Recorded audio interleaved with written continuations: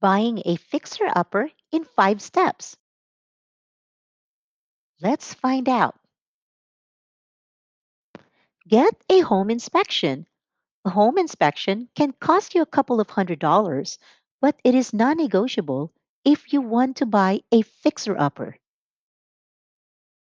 Without a home inspection, you may have no idea that the home needs new plumbing, the septic tank needs to be replaced, or the foundation is cracked.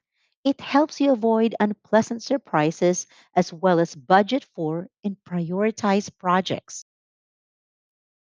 Identify what you can renovate yourself.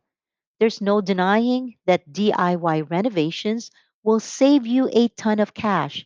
After all, contractors can be pricey, especially if you use them for every project.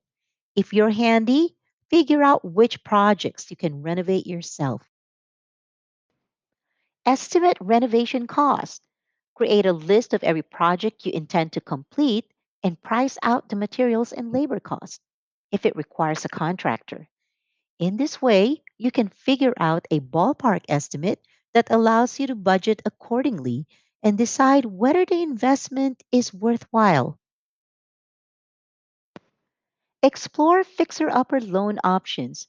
Many lenders offer loan options specifically for homes in need of renovation or home improvements. With a FHA 203K loan or Fannie Mae home style renovation mortgage, you can purchase your home and put a reserve in escrow to fund renovations. Make a smart offer. If possible, you should avoid overpaying for a fixer upper. The whole point of buying a house that needs work is getting a good deal on it.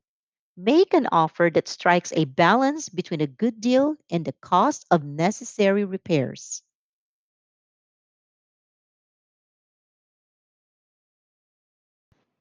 Don't forget, like and subscribe.